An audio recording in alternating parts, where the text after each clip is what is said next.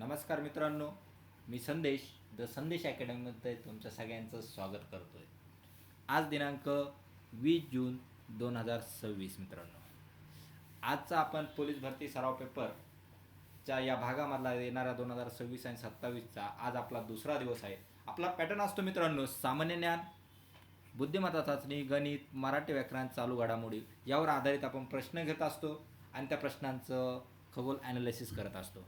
तर आपलं मिशन आहे पोलीस भरती, म्हणजे आपल्याला सगळ्यांना खाकीवरती दिसायचं आहे. तर आपल्या दररोज लेक्चरचा टाईम संध्याकाळी 7 वाजता हा फिक्स आहे. त्यामुळे दररोज संध्याकाळी द संदेश अकॅडमी यूट्यूब चॅनलवर आपल्याला पोलीस भरतीबद्दलचा पेपर ॲनालिसिस करायला मिळेल.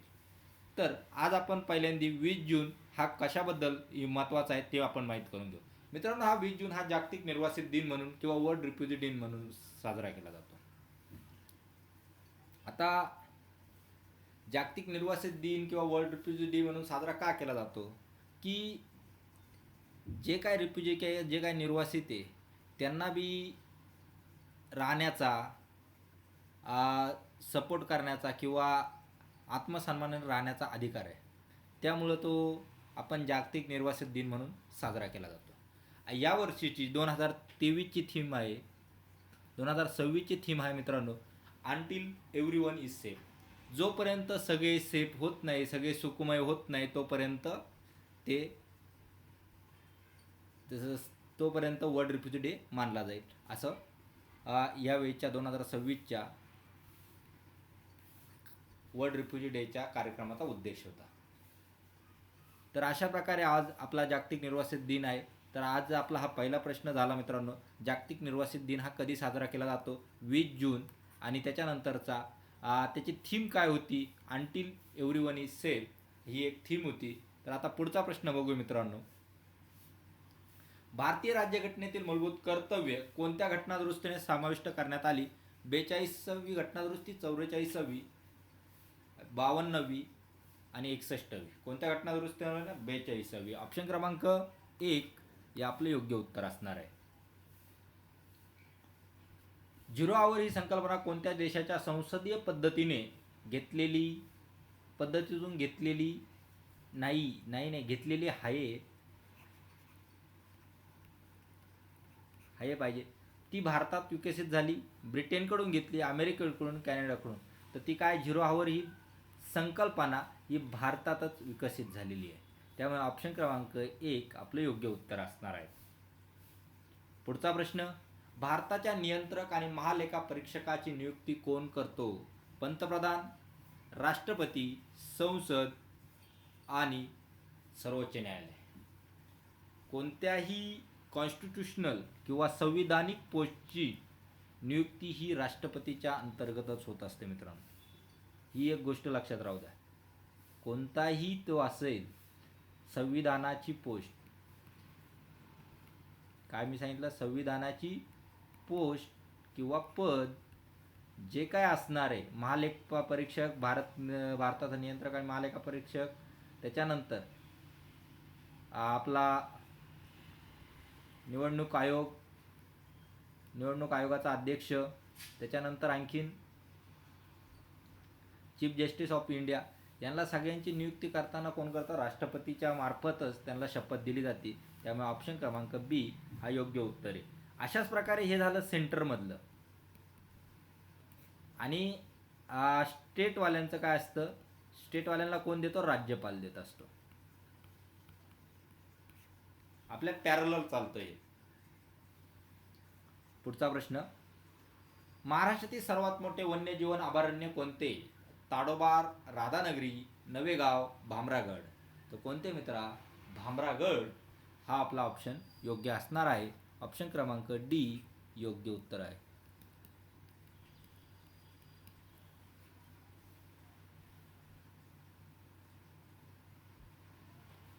Grand old man of India म्हणून कोण ओळखलं जातं? गोपाळकृष्ण गोखले, दादाभाई नौरोजी, फिरोजशाह मेहता, लोकमान्य टिळक. कोणाला ओळखलं जातं? दादाभाई नौरोजींना ओळखलं जातं. त्यांनी त्या काळात काय केलं होतं? भारताच्या अर्थव्यवस्थेची संकल्पना मांडली होती. त्यामुळे त्यांना grand old man of India म्हणून ओळखलं जातं. ऑप्शन क्रमांक बी हा आपला योग्य उत्तर असणार आहे. पुढचा प्रश्न, भारतीय संविधानातील कलम 32ला डॉक्टर बाबासाहेब आंबेडकरांनी काय म्हटले आहे? संविधानाचा आत्मा व हृदय, लोकशाहीचा पाया, न्यायाचा स्तंभ आणि स्वातंत्र्याचा आधार.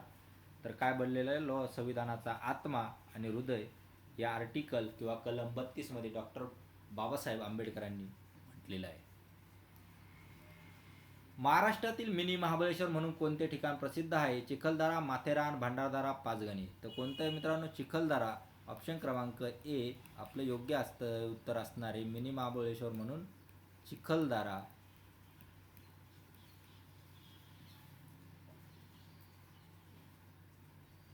भारतीय राष्ट्रीय काँग्रेसचे पहिले मुस्लिम अध्यक्ष कोण होते? अबुल कलाम आझाद, बरुद्दीन तय्यबजी, ए जिना, सर सय्यद अहमद खान. तर कोण होते मित्रांनो? बरुद्दीन तय्यबजी. ऑप्शन क्रमांक बी आपलं योग्य उत्तर असणार आहे. राज्यसभेचा पदसिद्ध अध्यक्ष कोण असतो? राष्ट्रपती, लोकसभा अध्यक्ष, उपराष्ट्रपती, पंतप्रधान. राज्यसभेचा पदसिद्ध अध्यक्ष कोण असतो मित्रांनो? उपराष्ट्रपती असतो. जो उपराष्ट्रपती बनतो किंवा जो राज्यसभेचा चेअरमॅन बनतो. लोकसभेचा काय असतो? स्पीकर. आणि राज्यसभेचा काय असतो? चेअरमॅन. जो चेअरमॅन बनतो तोच पुढे काय म्हणून काम करतो? उपराष्ट्रपती म्हणून सुद्धा कार्य करतो. तो राज्यसभेचा पदसिद्ध अध्यक्ष असतो. सायमन कमिशन भारतात कधी आले? 1919, 1927, 1928, 1930. तर सायमन कमिशन 1928 मध्ये आले. ऑप्शन क्रमांक सी आपलं योग्य उत्तर असणार आहे. तर सायमन कमिशन 1928 मध्ये आलं, पण 1927 पासून त्याची चर्चा चालू होती की सायमन कमिशन आलं. आणि सायमन कमिशनला भारतीय क्रांतिकारक किंवा भारतीय जे राजकीय नेते होते त्यांनी एक आंदोलन चालवलं, go back Simon. Go back Simon का म्हटले? त्याचं कारण सांगतो मित्रांनो. गो बॅक सायमन याच्यासाठी म्हटले की ज्या सायमन कमिशन होतं त्या सायमन कमिशनमध्ये एकही भारतीय व्यक्ती नव्हता. त्यामुळे सगळे ब्रिटिशन व्यक्ती होते. त्यामुळे सायमन गो बॅक याचे नारे लावले गेले. महाराष्ट्रातील जायकवाडी धरण कोणत्या नदीवर आहे? कृष्णा, तापी, गोदावरी, भीमा. तर महाराष्ट्रातील जायकवाडी धरण हे कोणत्या नदीवर आहे मित्रांनो? तर गोदावरी या नदीवर आहे. ऑप्शन क्रमांक सी गोदावरी.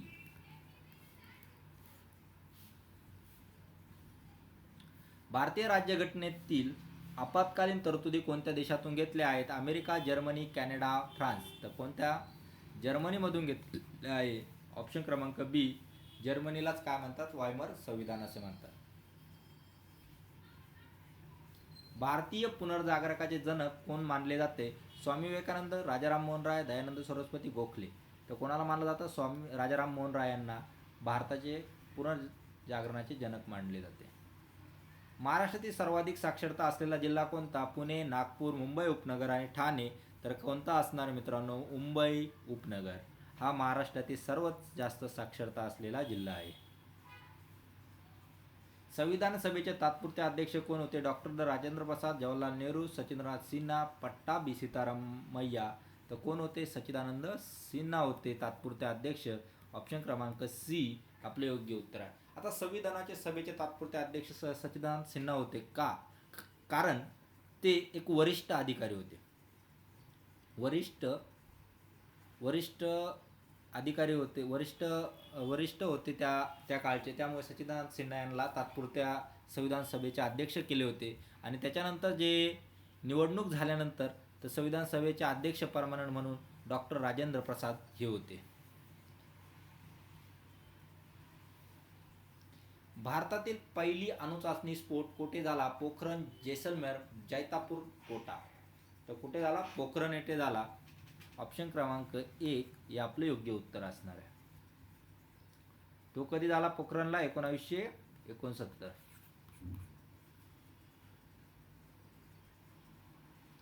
महाराष्ट्रातील मेळघाट व्याघ्र प्रकल्प कोणत्या जिल्ह्यात आहे? अमरावती, यवतमाळ, वर्धा, बुलढाणा. तर कोणत्या जिल्ह्यात आहे? तर अमरावती जिल्ह्यात आहे महाराष्ट्रातील मेळघाट प्रकल्प.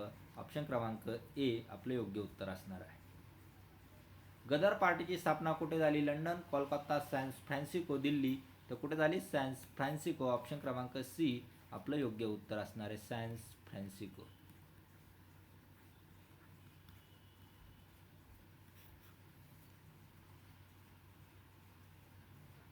वित्त आयोगाची नियुक्ती कोण करते?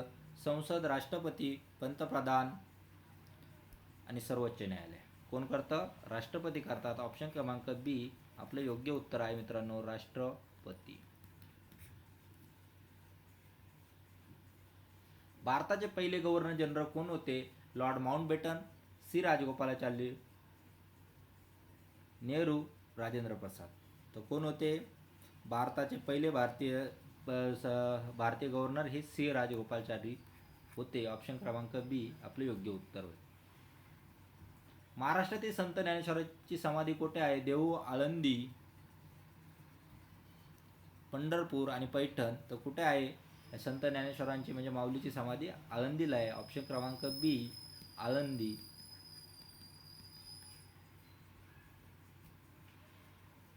ऑपरेशन फ्लडचे जनक कोण? एस स्वामीनाथन, वर्गीस कुरियन, होमी बाबा, विक्रम साराभाई. तर कोण आहे ऑपरेशन फ्लडचे? वर्गीस कुरियन. ऑप्शन क्रमांक बी आपलं योग्य उत्तर आहे. ऑपरेशन फ्लड हे कोणासंबंधी आहे ते आपल्याला कोणासंबंधी आहे ते आपल्याला कमेंट बॉक्समध्ये सांगायचं आहे तुम्ही. राज्यघटनेतील कलम 368 कशाशी संबंधित आहे? नागरिकत्व, घटना दुरुस्ती, निवडणूक आयोग, आपत्कालीन तरतूद.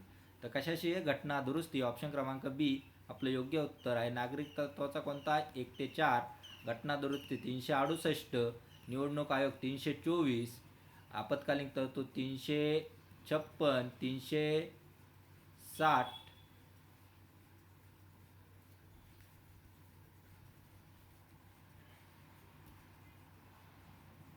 महाराष्ट्रातील शिवनेरी किल्ला कोणत्या महान व्यक्तीचे जन्मस्थान आहे? महाराष्ट्रातील शिवनेरी किल्ल्यावर कोणत्या महान व्यक्तीचे जन्मस्थान आहे? संभाजी महाराज, छत्रपती शिवाजी महाराज, शाहू महाराज, राजाराम महाराज. तर छत्रपती शिवाजी महाराज. ऑप्शन क्रमांक बी आपले योग्य उत्तर आहे.